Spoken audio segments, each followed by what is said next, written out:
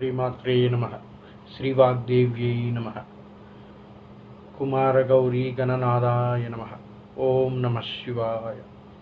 భగవద్బంధువులందరికీ మా నమస్సు మాంజల్లు. చాంపేయ గౌరార్ధచారీరకాయై కర్పూర గౌరార్ధ శరీరకాయై దిమ్మిల్లకాయై చ జటాధరాయై నమ శివాయ చ నమ శివాయ. శంకర భగవత్పాదులు వర్ణించినటువంటి అర్ధనారీశ్వర స్వరూపం గురించి, ఆ అరుణగిరి క్షేత్రనాథుడైన అరుణాచలేశ్వరుడు గురించి ప్రవచించుకునే ప్రయత్నం చేద్దాం. అరుణాచల క్షేత్రం గురించి చెప్పుకునేటప్పుడు ముందుగా అరుణాచలము అని ఎందుకంటారయ్యా అంటే, పంచభూతాత్మక లింగాల్లో సృష్టికి మూలమైన ఈ పంచభూతాలకి అధిపతిగా పంచభూత లింగాలు ఉన్నాయి అని చెబుతూ ఉంటారు. అటువంటి ఈ పంచభూత లింగాలు మన దక్షిణ భారతదేశంలోనే ప్రత్యేకంగా ఉన్నాయంట. వాటిల్లో ఆదిమూలలింగమైన అగ్నిలింగ స్వరూపము ఈ అరుణాచలంలో ఉంది అంటారు. అగ్నిలింగము అంటేనే ఎర్రని మంట కదండి. అరుణము అనే రంగు కలిగినటువంటి మంట కనుక అరుణము, ఆ అగ్ని ఉన్న లింగము, అగ్నిలింగము ఉన్న ప్రదేశము కనుక దీన్ని అరుణాచలము అన్నారు. అదేవిధంగా మనం ఈ కొండని కూడా చూసుకుంటే అరుణ రంగులోనే ఉంటుందంట. అచలము అంటే కొండ, కదలకుండా ఉండేది, ఎత్తుగా ఉండేదాన్ని అచలము అంటారు. అరుణ అంటే ఎర్రనిది కనుక, ఎర్రని కొండ కనుక దీన్ని అరుణాచలము అని చెబుతూ ఉంటారు. అదేవిధంగా మనం కానీ చూసుకుంటే పురాణ ఇతిహాసాల్లో అరుణాచలాన్ని ఏ విధంగా వర్ణించారయ్యా అంటే, అరుణ అంటే ఆ రుణ విముక్తిని కలిగించేది అంట. మన మానవులకి రుణము ఏమిటయ్యా అంటే, రుణం అంటే డబ్బో లేకపోతే ఇంకోటో కాదండి. మనం ఈ సృష్టిలో సంపాదించుకోగలిగే ఆస్తో లేకపోతే రుణమో ఏదైనా ఉంది అంటే, ఆస్తి అంటే మనం సంపాదించుకునే పుణ్యం, రుణము అంటే మనం సంపాదించుకునే పాపంగా వర్ణిస్తూ ఉంటారు. అటువంటి రుణాన్ని నశింపజేసేది అంట అరుణాచలం అంటే. అంటే ఆ రుణాన్ని నుంచి మనని విముక్తి చేసేది కనుక అరుణాచలము అన్నారు. అటువంటి అరుణాచల క్షేత్రం ఎంత గొప్పదయ్యా అంటే, పంచభూతాత్మక లింగాల్లో అగ్నిలింగం అంటారు. అగ్నిలింగం ఆదిమూలలింగం ఎందుకన్నానయ్యా అంటే, శివుడు ప్రప్రథమంగా దర్శించిన మూలలింగ రూపం ఏమిటయ్యా అంటే అది కేవలం అగ్నిలింగమే.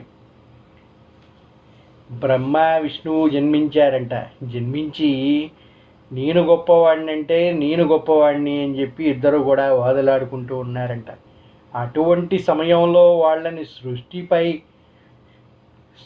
స్థితి కారకుల యొక్క కార్యక్రమాలు నిర్వహించాలంటే వాళ్ళు ధ్యాస ఇటువైపు పెట్టాలి కనుక ఆ విధంగా చేయడానికి శివుడు సంకల్పించిన రూపమే ఈ అగ్నిస్తంభ రూపము అంటారు. అటువంటి అగ్నిరూపమైన అగ్నిలింగ స్థాపన జరిగిన ప్రదేశం కనుక ఈ ప్రదేశాన్ని అరుణాచలము అంటారు. ఈ అరుణాచలం ఎంతో పెద్ద పుణ్యక్షేత్రంగా చెబుతూ ఉంటాయి. స్మరణ మాత్రము చేతనే ముక్తి నొసగే క్షేత్రం అంట ఈ అరుణాచల క్షేత్రం. కాశీ, చిదంబరం, తిరువారూర్ల కంటే మిన్నైన క్షేత్రంగా భక్తులు దీన్ని విశ్వసిస్తూ ఉంటారు. అరుణాచలం గురించి వేద పురాణాల్లో కూడా కొనియాడారండి ఈ క్షేత్రం గురించి. ఈ అరుణాచల క్షేత్ర దేవాలయం అనేదే శివాజ్ఞ చేత విశ్వకర్మచే నిర్మించబడినదని చెబుతూ ఉంటారు. దాని చుట్టూ అరుణమనే పురాన్ని నిర్మించాడంట విశ్వకర్మ. ఆ విధంగా ఉంది అని చెప్పి పురాణాలు కూడా చెబుతూ ఉన్నాయి. ఇక్కడ ఏ విధమైన పూజా విధానాలు నిర్వహించాలి అని చెప్పి శివాజ్ఞ చేత ఆ గౌతమ మహర్షే స్వయంగా వచ్చి ఏర్పాట్లు చేసినట్టుగా స్కంద పురాణంలో కూడా వర్ణించటం జరిగి ఉన్నది. అటువంటి గొప్ప పుణ్యక్షేత్రమైన ఆ అరుణాచలేశ్వర క్షేత్రం గురించి ఈరోజు మనం ప్రవచించుకుందాం. ఇక్కడ అరుణాచల క్షేత్రంలో అగ్నిలింగము గొప్పదా, అరుణగిరి గొప్పదా అంటే, ఇక్కడ లింగ రూపంలో స్వామి మనకి కనిపించినప్పటికీ అసలు స్వామి ఎవరయ్యా అంటే ఆ అరుణగిరే అంటూ ఉంటారండి. ఆ అరుణగిరే స్వయంగా శివస్వరూపం అంట. అందుకే స్వామి కన్నా కూడా గొప్పదైనటువంటి ఈ అరుణగిరికి ప్రదక్షిణ చేస్తూ ఉంటారు ఇక్కడికి వచ్చే భక్తులందరూ కూడా. ఆ క్షేత్ర మాహాత్మ్యం గురించి, ఆ 14 కిలోమీటర్ల చుట్టుకొలత ఉన్న ఈ అరుణగిరి ప్రదక్షిణ చేస్తే వచ్చే పుణ్యం గురించి, ఏ రోజు ఇక్కడ గిరి ప్రదక్షిణ చేస్తే ఎటువంటి అనుగ్రహం మనకి లభిస్తుంది అనే విషయాల గురించి క్లుప్తంగా వివరించుకునే ప్రయత్నం చేద్దాం. అరుణాచల క్షేత్రం అంటే పంచభూతాత్మక లింగాల్లో అగ్నిలింగం అని చెప్పారు కదండి. మరి ఇక్కడ అగ్ని ఎక్కడా కూడా దర్శనం ఇవ్వదే. ఈ లింగం ముందు కూడా ఎటువంటి హోమం నిర్వహించట్లేదే. మరి దీన్ని అగ్నిస్వరూప లింగంగా ఏ విధంగా చెబుతూ ఉన్నారు అని చెప్పి ఎంతోమందికి అనుమానంగా ఉంటూ ఉంటుంది. ఈ విషయం గురించి మీకు కానీ పూర్తిగా తెలియాలంటే ఆ అరుణాచల క్షేత్ర దర్శనం చేసుకుంటేనే ఆ విషయం మీకు స్పష్టం అవుతుంది. ఎందుకయ్యా అంటే ఆ స్వామి సన్నిధిలో కానీ మీరు ఆ స్వామి ఎదురుగా నిలబడినా అక్కడ కూర్చున్నా ఆ అగ్నిలింగం అని ఎందుకంటారో మీకు అర్థం అవుతుంది. ఎందుకయ్యా అంటే ఆ లింగానికి చుట్టూ కూడా ఎప్పుడూ అగ్ని నుంచి వచ్చే జ్వాల ఏ విధంగా అయితే ఉంటుందో, ఆ వేడి ఏ విధంగా అయితే మనకి తగులుతుందో దాన్ని మీరు ఆ అగ్నిలింగం దగ్గర తెలుసుకోవచ్చంట. అంటే అక్కడికి మీరు వెళ్ళటం చేతనే, ఆ స్వామిని స్మరించటం చేతనే ఆ వేడి మీకు అవగతం అవుతుంది అని చెప్తూ ఉంటారు. ఎప్పుడైనా హోమం చేసేటప్పుడు హోమగుండం దగ్గర కూర్చున్న వాళ్ళకి ఆ హోమాగ్ని యొక్క స్పర్శ తగులుతూ ఉంటుంది. అదేవిధంగా ఈ అగ్నిక్షేత్రమైన అగ్నిలింగ స్వరూపుడైన అరుణాచలేశ్వరుడి దగ్గర ఎదురుగా కూర్చుంటే ఆ విధమైన అగ్నిస్పర్శ మనకి తగులుతూ ఉంటుంది అని చెప్తూ ఉంటారు. అది చెప్పటమే కాదండి, స్వయంగా మనం కూడా తెలుసుకోవచ్చు. అరుణాచల క్షేత్ర దర్శనం చేసుకున్న వాళ్ళందరికీ కూడా అది అవగతం అవుతుంది అని చెప్తారు. శంకరుడు అనగానే లింగస్వరూపం మాత్రమే మన అందరికీ గుర్తు వస్తుంది. లింగస్వరూపమైన శంకరుడిని జ్యోతిస్వరూపుడు అంటారు. ఆ జ్యోతి ఏ విధంగా ఉంటుందయ్యా అంటే అది ఒక అగ్నిజ్వాలాలింగంగా దర్శింపజేశాడంట శంకరుడు ఆ విష్ణువుకి బ్రహ్మకి. అటువంటి అగ్నిలింగం అయినటువంటి అగ్నిస్వరూపుడైన శంకరుడు మన పాపాలన్నింటినీ కూడా దహింపజేస్తూ ఉంటాడంట. ఈ పంచభూతాత్మక లింగాలు ఏవైతే ఉన్నాయో ఈ సృష్టికి మూలమే పంచభూతాలు అంటారు. మనం పుట్టిన ఏ సృష్టిలో ఏ జీవి జనించినా గతించినా అన్నీ కూడా ఈ పంచభూతాల్లోంచే రావాలంట. మళ్ళీ ఈ పంచభూతాల్లోనే కలవాలి అంటారు. సృష్టి స్థితి లయకారుల్లో ఏమి వాళ్ళ పనులంటే సృష్టించేవాడు బ్రహ్మ అయితే స్థితించేవాడు విష్ణువు అన్నారు. స్థితి అంటే మనం ఇప్పుడు ఉన్నటువంటి స్థితి, అంటే మనల్ని నడిపించేవాడు విష్ణువు.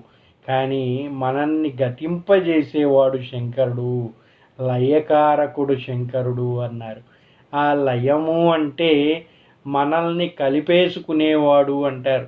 ఏ విధంగా మనం కలిసిపోతామయ్యా అంటే ఏ జీవి అయినా ఈ సృష్టిలో ఏ విధంగా కలిసిపోతుందంటే అది ఈ పంచభూతాత్మకమైన ఈ శరీరం మొత్తం కూడా ఈ పంచభూతాలైన నింగి, నేల, ఆకాశం, గాలి, అగ్నిలో మాత్రమే కలిసిపోతుంది. ఈ విధంగా కలిసిపోతుంది అంటే ఈ శరీరాన్ని గతించిన తర్వాత ఏమి చేస్తారండి, అగ్నికి ఆహుతి చేస్తారు లేదా భూమిలో కలిపేస్తారు. వచ్చినటువంటి ఆ బూడిదని తీసుకెళ్ళి నీటిలో కలిపేస్తారు. మన శరీరం మొత్తం కూడా ఏ విధంగా నిర్మితం అయిందయ్యా అంటే మన శరీరంలో 60-70% మొత్తం నీరు ఉంది అని చెప్పారు. ఆ నీరు నీటిలో కలిసిపోతుంది. మన శరీరం దేనితో తయారు చేయబడిందయ్యా అంటే మట్టితో తయారు చేయబడింది అంటారు. ఆ మట్టిలో కలిసిపోతుంది. మనలో ఉన్న ప్రాణం ఏమిటయ్యా అంటే వాయువు అన్నారు. ఆ వాయువులో కలిసిపోతుంది. మనం ఇప్పుడు ఈ విధంగా తిరుగుతున్నాము, ఏమైనా చేయగలుగుతున్నాము, మనం తిన్నది అరుగుతుంది అంటే దానికి కారణం ఏమిటయ్యా అంటే మనలో ఉన్న అగ్ని అన్నారు. ఆ అగ్నిలో కలిసిపోతుంది. వాయువులో కలిసిపోతుంది. మన ఆత్మ ఆకాశంలో కలిసిపోతుందంటే ప్రతి జీవి కూడా ఈ పంచభూతాత్మికమైన శరీరం మొత్తం కూడా ఈ పంచభూతాల్లోనే కలిసిపోతుంది. అది ఏ విధంగా లయమవుతుంది అంటే స్వయంగా శంకరుడిలోనే లయమవుతుంది అని చెప్తూ ఉంటారు.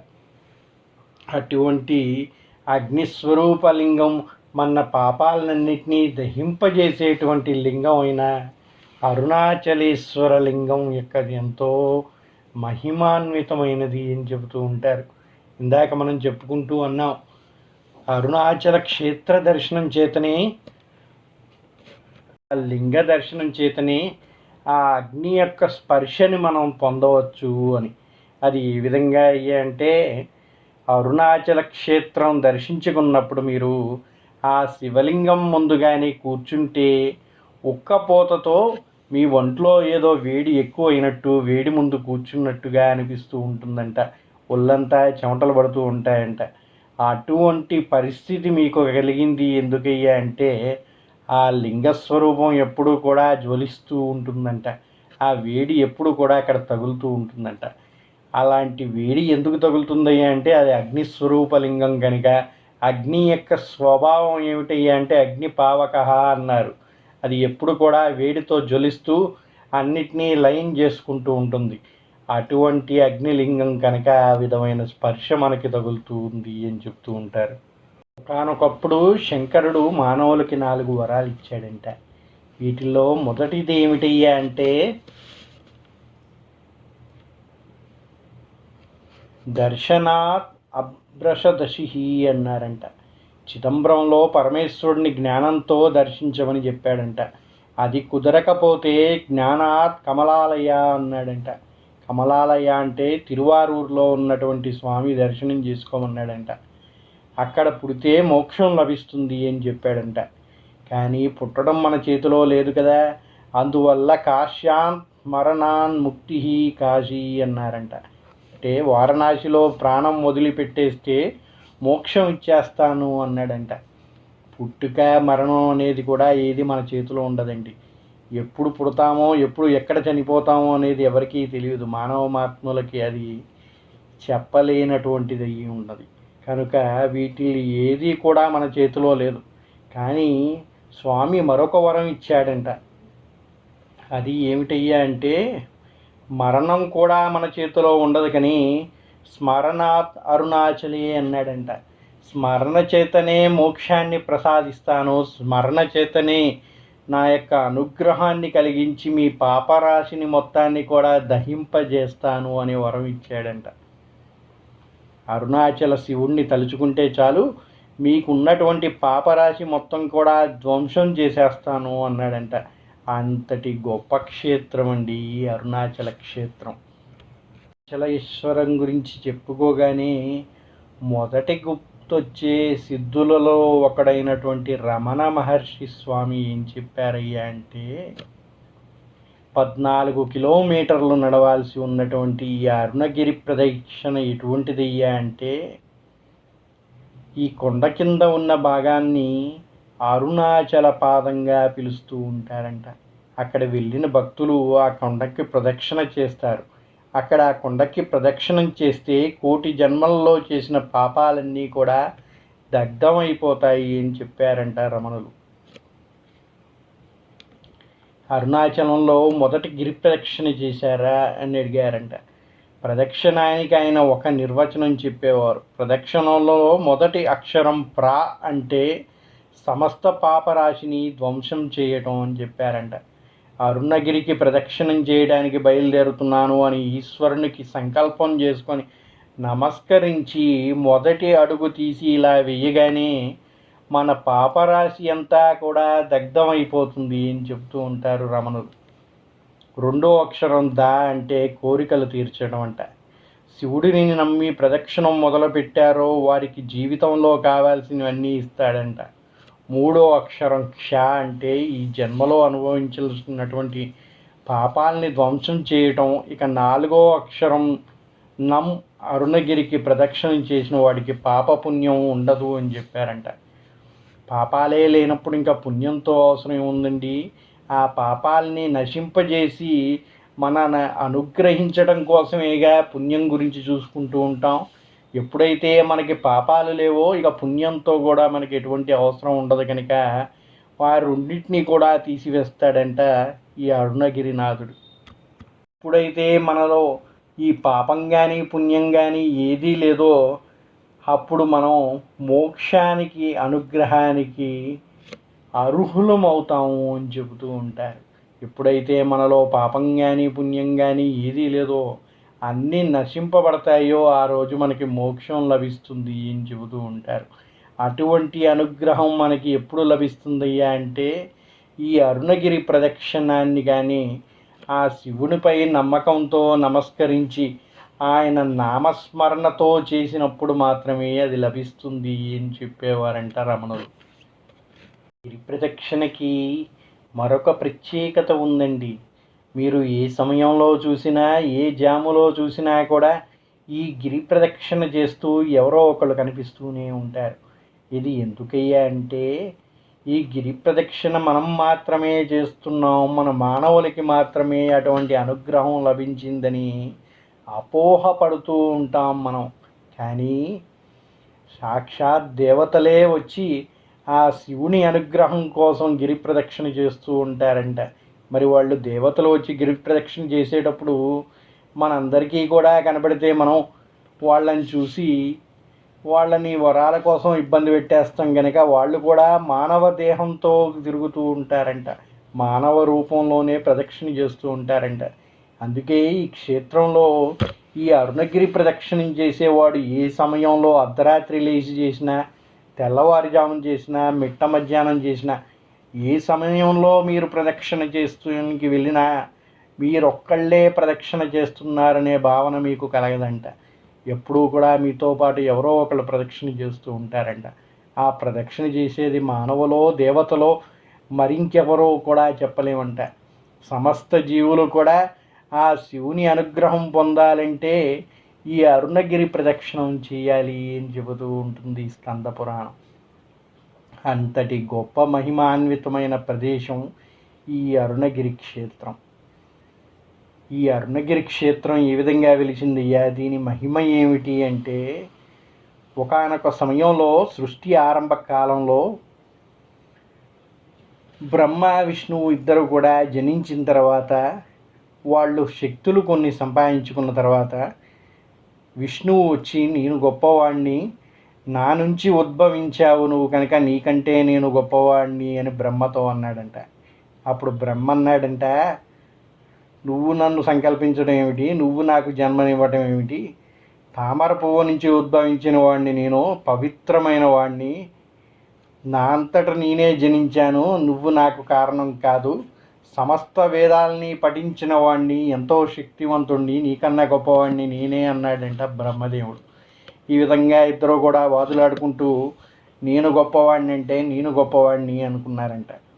వీళ్ళ వాదనలన్నీ కూడా శంకరుడు విన్నాడంట.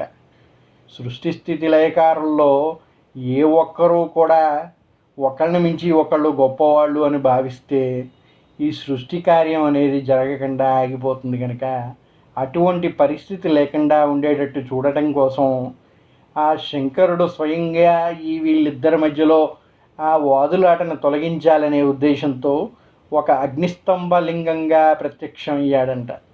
అప్పటిదాకా నేను గొప్ప అంటే నేను గొప్ప అనుకునే వీరిద్దరికి కూడా ఆ అగ్నిలింగం చూడగానే మనకన్నా గొప్పదేదో ఇక్కడ ఉద్భవించింది, ఇది ఏమిటో తెలుసుకొని వద్దాం, అది కానీ తెలుసుకోగలిగిన వాడే గొప్పవాడు అనుకున్నారంట. ఆ విధంగా విష్ణువు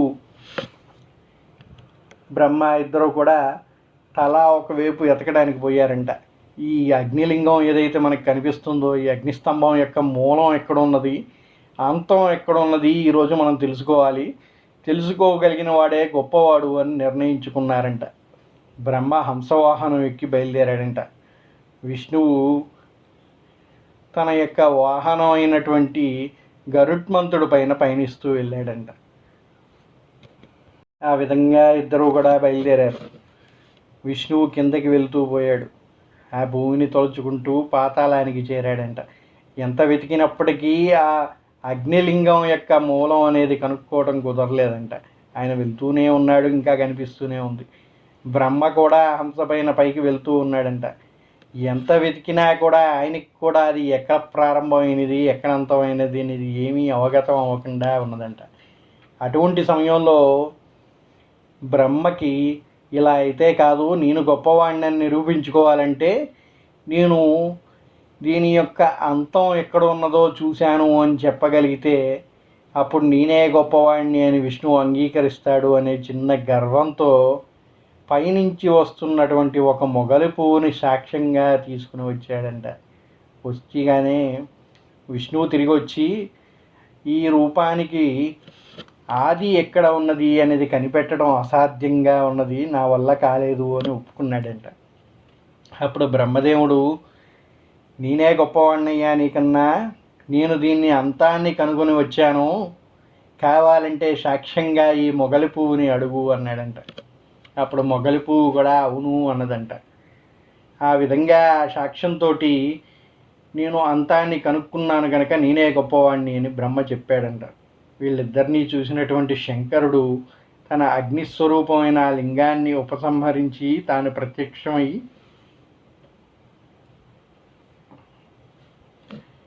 ఆ గర్వంతో మాట్లాడుతుంటే అబద్ధం చెప్పినటువంటి బ్రహ్మ మీద కోపగించి, బ్రహ్మకి యాక్చువల్గా 4 తలకాయలు ఉన్నాయంట, చతుర్ముఖ బ్రహ్మ. ఆ బ్రహ్మ యొక్క ఒక తలకాయని తన గోటితో పెకిలించి వేశాడంట శంకరుడు. దానితో బ్రహ్మ యొక్క అహం మొత్తం కూడా తొలగిపోయిందంట.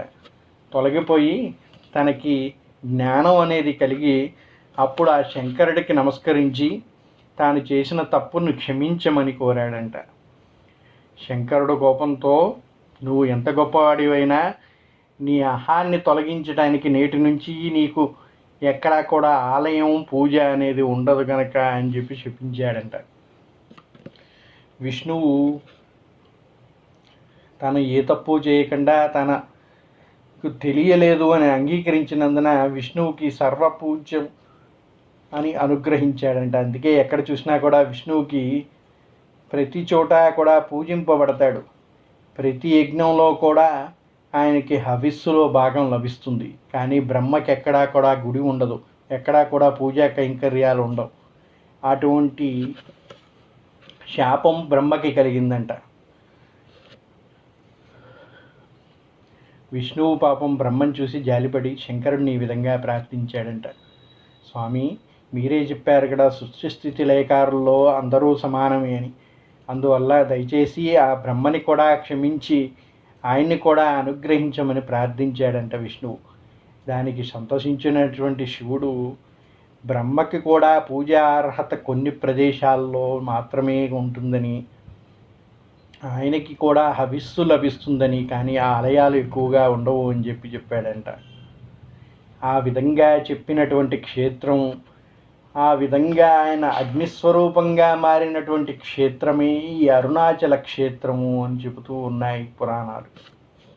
సాక్షాత్ సృష్టి స్థితి లయకారకులైన పరమేశ్వరుడు ఆ బ్రహ్మ విష్ణువులకి మూలం అయి బ్రహ్మకి జ్ఞానము, విష్ణువుకి అనుగ్రహం లభించిన క్షేత్రం కనుక ఈ అరుణాచల క్షేత్రం అయినది ఎంతో పవిత్రమైనదని, ఇక్కడ చేసినటువంటి పాపపుణ్యాలన్నీ కూడా పరిహరింపబడతాయి అని చెప్పి వేదాల్లో చెప్పబడి ఉన్నది.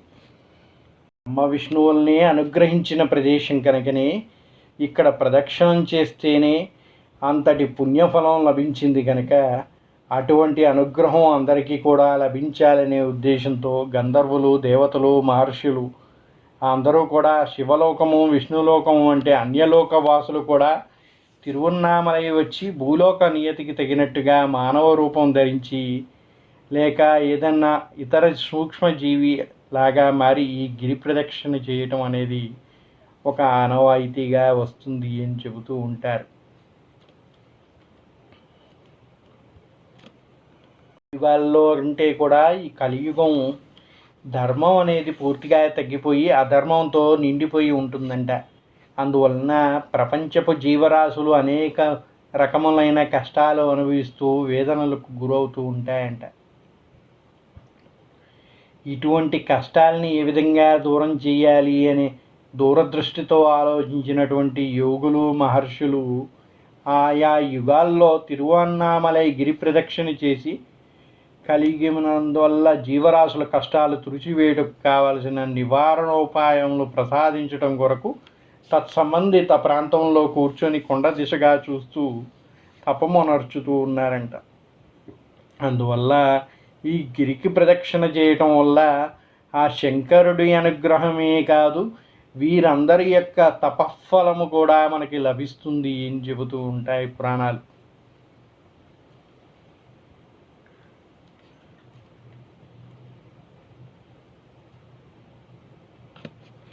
ఈ అరుణాచలం పరమేశ్వరుని జ్యోతిర్లింగ స్వరూపం కావటం వలన దీనిని చుట్టూ ప్రదక్షిణ చేయటం సాక్షాత్తు ఆ శివుడికి ప్రదక్షిణం చేయడంతో సమానంగా చెబుతూ ఉంటారు.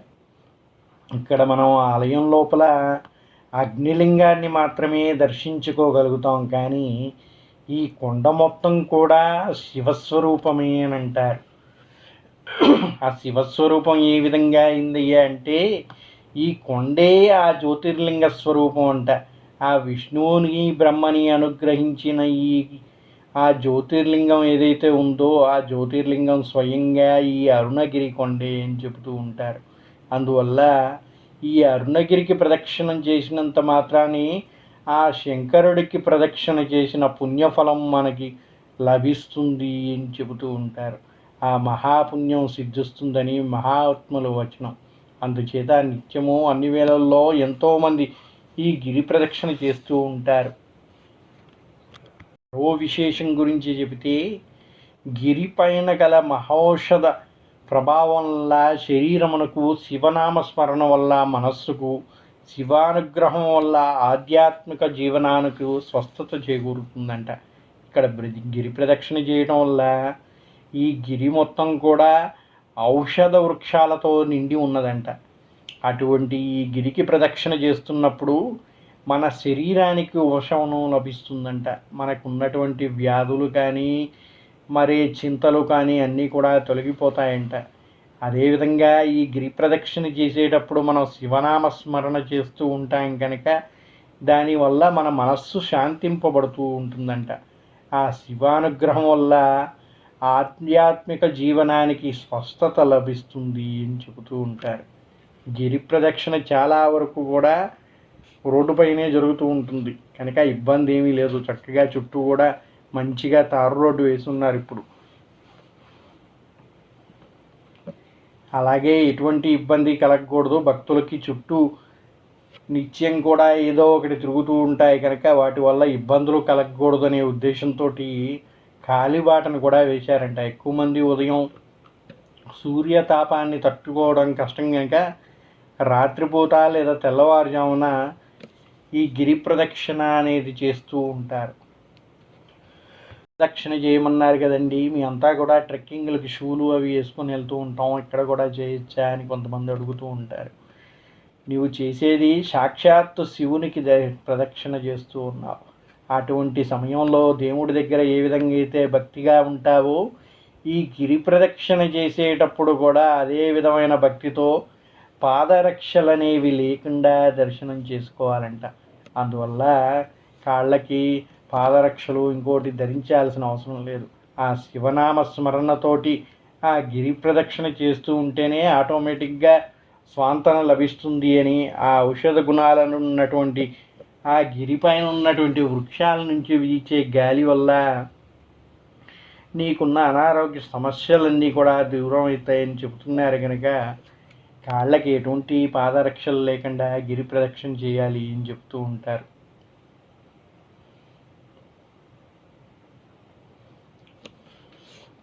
అనేక మహిమలు కలిగినటువంటి ఈ అరుణాచలగిరిని ప్రదక్షిణ చేయటం వల్ల ఏ విధమైన అనుగ్రహం మనకి లభిస్తుంది అంటే, సాక్షాత్తు శంకరుడే పార్వతికి ఈ విధంగా చెప్పాడంట. సోమవారం నాడు ప్రదక్షిణలు చేస్తే లోకాలను ఏలే శక్తి లభిస్తుంది అన్నారంట. మంగళవారం నాడు ఈ గిరి ప్రదక్షిణ కానీ చేస్తే పేదరికం తొలగిపోయి సుభిక్షంగా ఉంటారు, జీవన మరణాల చక్రం నుండి విముక్తి లభిస్తుంది అని చెప్పారంట. వాళ్ళు సిద్ధులతో సమానం అంట. మంగళవారం కానీ ఎవరైనా గిరి ప్రదక్షిణ చేస్తే వారికి మరుజన్మ అంటూ ఉండదంట. వాళ్ళకి జీవన మరణ చక్రాల నుండి పూర్తిగా విముక్తి లభిస్తుందంట. అటువంటి వారు ఎవరయ్యా, ఎలాంటి వారు అలా ఉండగలుగుతారంటే, సాక్షాత్తు సిద్ధులుగా జన్మించినటువంటి వారికి అటువంటి మోక్షం లభిస్తుంది అని చెబుతూ ఉంటారు. మరి బుధవారం నాడు గిరి ప్రదక్షిణ చేస్తే లలిత కళల్లో రాణించి మంచి విజయం లభిస్తుందంట అటువంటి వారికి. గురువారం రోజు కానీ ఈ ప్రదక్షిణ చేసే వాళ్ళకి ఆత్మజ్ఞానం లభిస్తుంది అని చెబుతూ ఉన్నారు. గురువారం కానీ గిరి ప్రదక్షిణ చేస్తే అటువంటి వారికి వైకుంఠం ప్రాప్తి చేకూరుతుందంట. శనివారం గిరి ప్రదక్షిణ చేస్తే నవగ్రహాల కటాక్షం సిద్ధిస్తుంది అని చెబుతారు. ఆదివారం నాడు కానీ అరుణాచలగిరి ప్రదక్షిణ చేస్తే వారికి సాక్షాత్తు ఆ కైలాస ప్రాప్తి లభిస్తుంది అని చెబుతూ ఉంటారు. అటువంటి మహిమాన్వితమైన అరుణాచల క్షేత్రం ఈరోజు ఆ రోజు అని లేదు. ఏ ముహూర్తాన అక్కడ పోయి గిరి ప్రదక్షిణ చేసినా ఆ శివుని అనుగ్రహం అనేది తప్పక లభిస్తుంది కనుక, అటువంటి అనుగ్రహానికి పాత్రులు కావాలి కనుక స్వయంగా శంకరుడే వెలిసినటువంటి గిరి ఈ అరుణగిరి కనుక ఆ అరుణగిరి ప్రదక్షిణ చేసి ఆయన అనుగ్రహం అందరూ కూడా పొందాలని కోరుకుందాం. అంతటి పుణ్యఫలాన్ని ఇస్తుందయ్యా అంటే, ఆ గిరి ప్రదక్షిణ చేయడానికి వేసే మొదటి అడుగుతోనే ముల్లోకాలని చుట్టూ ఉంచినటువంటి పుణ్యఫలం లభిస్తుందంట. మనం విన్నాం, ఆ గణనాథుడు ఆ పార్వతీ పరమేశ్వరులకి ప్రదక్షిణం చేయటంతో ముల్లోకాలని చుట్టూ ఉంచినటువంటి పుణ్యఫలం లభించిందని. మరి అటువంటి పుణ్యఫలం ఈ గిరి ప్రదక్షిణ చేయడానికి వేసే మొదటి అడుగుతోటే మనకి లభిస్తుందంట ఈ కలియుగంలో. రెండో అడుగులో పవిత్ర తీర్థాల్లో స్నానం చేసిన పుణ్యఫలం లభిస్తుందంట. మూడో అడుగు వేయగానే అశ్వమేధ యాగం చేసినటువంటి పుణ్యఫలం లభిస్తుందంట. ఈ కలియుగంలో అశ్వమేధ యాగం అనేది లేదండి. అశ్వమేధ యాగం చేసేటువంటి క్రతువు కానీ ఆ శక్తి కానీ ఈ కలియుగంలో ఉన్నటువంటి మానవులకి లేదు. కానీ అటువంటి పుణ్యఫలం మనకి ఏ విధంగా లభిస్తుందయ్యా అంటే, ఈ గిరి ప్రదక్షిణ వల్ల లభిస్తుంది అని చెబుతూ ఉన్నారు. ఇక నాలుగో అడుగు వేయగానే అష్టాంగ యోగం చేసిన ఫలితం లభిస్తుందంట. ఈ విధంగా పూర్తి గిరి ప్రదక్షిణ చేస్తే మన పాపాలు పుణ్యాలు అన్నీ కూడా హరించిపోయి ఆ శివలోక ప్రాప్తి లభిస్తుంది అని చెబుతూ ఉంటారు.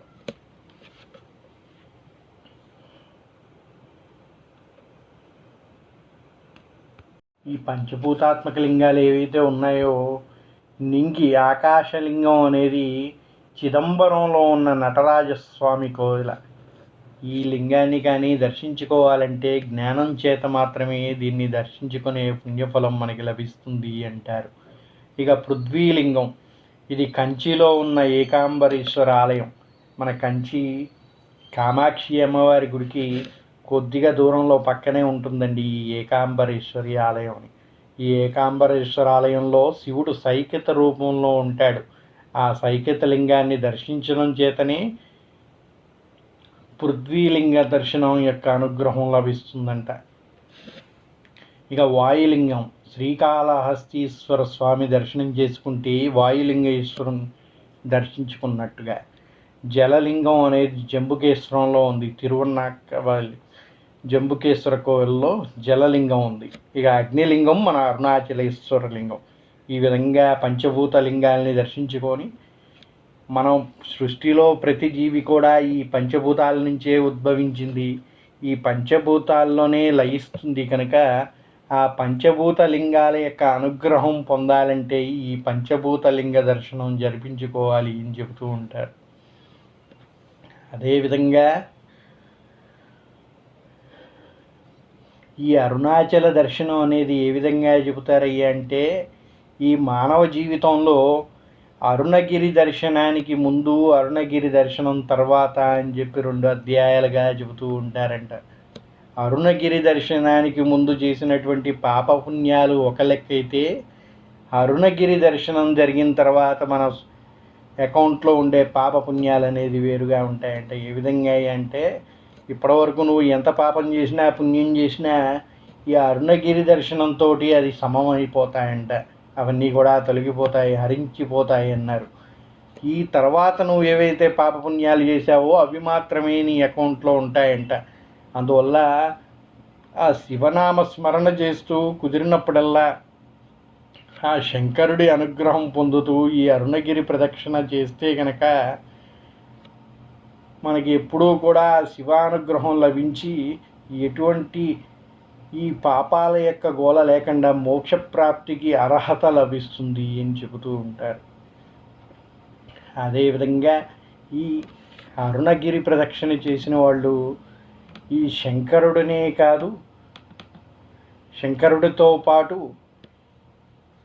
అపీత కుచాంబ అని అమ్మవారు ఉంది. ఇక్కడ పార్వతీదేవిని అపీత కుచాంబగా కొలుస్తూ ఉంటారు. ఆమె యొక్క అనుగ్రహం కూడా పొందితే అర్ధనారీశ్వరుడ లింగంగా చెబుతూ ఉంటారు ఈ అరుణాచల క్షేత్ర మహాలింగాన్ని. అందువల్ల ఇక్కడ స్వామివారిని దర్శించుకున్న ఆ గిరి ప్రదక్షిణ చేసినా కూడా అది అపీత కుచాంబ సమేత అరుణాచల శివ దర్శనం అని చెబుతూ ఉంటారు. అందువల్ల ఇద్దరి యొక్క దర్శనంతో ఆ పుణ్యఫలాన్ని పొంది ఆ శివశక్తుల యొక్క అనుగ్రహం మనందరికీ కూడా ప్రాప్తించాలని ప్రార్థిస్తూ సర్వే జనా సుఖినో భవంతు. సర్వదేవతా అనుగ్రహ కటాక్షిద్రస్తు. ఓం నమ శంకరాయ మహేశ్వరాయ సర్వాయ రుద్రాయ చ నమ శివాయ. హర మహాదేవ శంభో శంకర. శ్రీమాత్రే నమః.